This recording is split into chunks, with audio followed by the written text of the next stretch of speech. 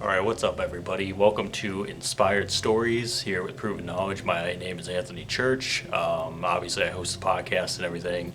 I just wanted to give a little bit of, you know, background behind what we're doing here with this.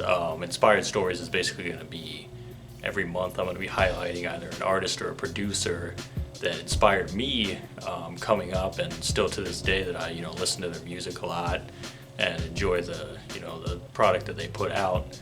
I'm kind of just going to be giving, a light, detailed story about how I got into that person's music. So I had an Instagram poll put up if, you guys wanted to see an artist first or a producer, and artist ended up winning. So I did like a little,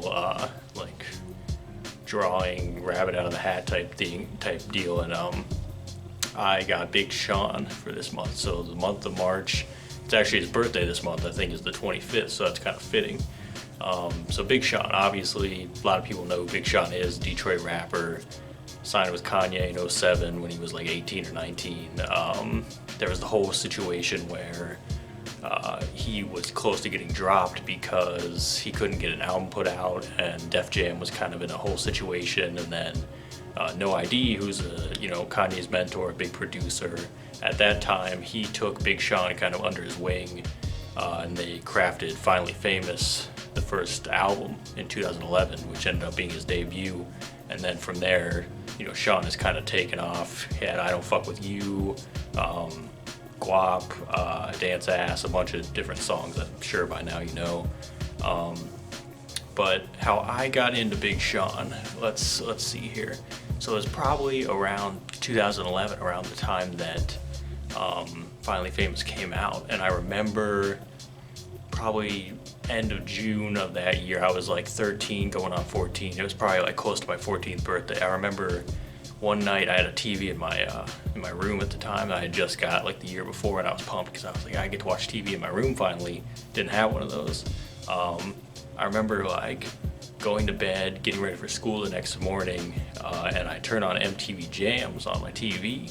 And this is back when MTV Jams was still a thing, and it was like at that time it was like the only thing music that MTV even had left, because it was going into being a channel of Jersey Shores and all that type of shit that I'm not a fan of. But I remember watching MTV Jams, and they showed Big Sean's I Do It. Now I Do It was like, I don't know if it was the first single from Finally Famous or not, but I remember seeing like the skinny ass dude with these pow chains on and the hat on backwards and stuff. Like he had a nice little aesthetic going there for the first few years in like the 2010s. And I was just like, oh, I like this beat, and I like his energy and stuff. It was kind of like funny, like he had like some wordplay in there that I found was kind of cool. So I'm like, huh, it's interesting. And I remember like people were talking about the album coming out, and he had the other song with Chris Brown called My Last, which was another single that I was really into as well. And I checked out Finally Famous, and I was like, okay, I like it. I don't like every song. I only took like probably 6 songs from it. But this was when I started really getting into like researching different artists and stuff. And I had just got an iPhone for the first time, and I remember being on Pandora Radio. So I added Big Sean Radio and everything, and I saw like his collabs with Nicki Minaj and Lil Wayne and Kanye, obviously from Twisted Fantasy that he was on. But from there, I just kind of kept an eye on Big Sean. And then in 2012, Mercy happened, which was the first Good Music single. It had him, Pusha T, 2 Chainz, and Kanye, and it was the song of the year pretty much for hip-hop in 2012. Like I remember turning on Z107.9, which is Cleveland's hip-hop station, and they played that song like 6 times a day. Like I remember having the Z107.9 app and like opening it up, and Mercy was playing again, like it's playing again. And so that was the whole Cruel Summer era. He did Click with Jay-Z and Kanye, which was another huge song for him. I think like 2012 is when he really started to like take off as an artist. But my favorite thing he dropped in 2012 was the Detroit mixtape, which is, highly acclaimed for him. As for a lot of people, it was like when people started taking him seriously, because the production. He had Key Wayne, he had Young Chop, God, so many. BP, the producer, Million Dollar Mano, like so many dope producers. Hit Boy was on the original one too. And I just remember hearing that, and I just loved the storytelling in that. Like, it was all very personal stuff, which Finally Famous had a little bit of that, but I think it was more like, boisterous, like rap type, what you would expect. But like Detroit was really in his like storytelling mode, and I think that's where I really grew to love like his storytelling and just what he actually put to the table that way. Because I think the misconception with Big Sean to me has always been that he just has like wordplay that's just corny to people, or they don't really understand it. But if you dig into the right songs, he actually says a lot of very important and like meaningful stuff still to this day. But that project is where things started taking off.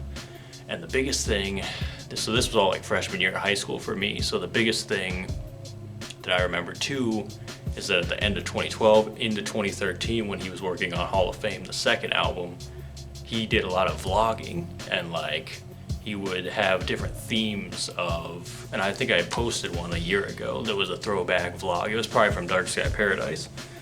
But I remember being like infatuated with the blogs that he did, or excuse, not the blogs, the vlogs that he did, the video blog, vlog.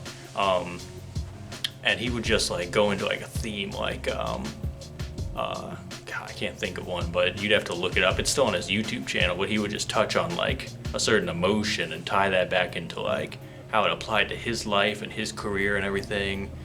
And he was like the first artist that I looked up to that I knew they brought people in with their story, you know what I mean? And I think he understood at that time that it was like he had a story to tell. Even without the music, he still had something to give. I feel like that got overlooked kind of unfairly because, like I said, everyone just saw him as like, the dance ass like type rapper, not really like the more serious MC that I have always viewed him as. So, to keep this short, from there he dropped Dark Sky Paradise. I think that was his first like platinum album, first platinum single, I Don't Fuck With You. He did I Decided, which was a very slept on album. I think No Favors with Eminem just went gold. And then more recently, last year, Detroit 2, which, now has the Grammy nominated Deep Reverence with Nipsey Hussle. Huge album. It was one of the most talked about albums of the year, and that was after kind of a hiatus that he had for a couple years dealing with some personal issues and just trying to get his career back in a good spot, and I think his life back in a good spot. So, and again, that goes back to the story, because I gotta commend him on that. It's just he's never been afraid to share the very personal like side of himself with people. And even on his last album, like he would go into detail and be like, yeah, I was dealing with a lot of depression and suicidal thoughts, and it was not a good time. Like he really had to lock back in and figure out what his purpose was again. And I've always had the most respect for artists that can do that and can just be vulnerable. You know what I mean? A lot of artists I think are afraid to be vulnerable, but Big Sean, to me, whether you like him or not, I think he's always been not afraid to show that side of himself. And so that to me is why, I'm a huge Big Sean fan. He's inspired me. He continues to inspire me. I was just listening to Lucky Me yesterday, actually, coming back from dinner. So, I think I'm always going to be a fan of his. I think, I love watching his evolution from 10 years. It's been 10 years this year since I discovered him. So I'm just looking forward to seeing what else he can come up with. And so, yeah, Big Sean. I mean, you guys probably know him. If you don't, you should check out his music. Check out Detroit 2. It's the newest album. It's, one of the best ones. So, but until next month, I'll be back with a producer spotlight next month. So this has been Inspired Stories, episode 1. I'll see you guys next time.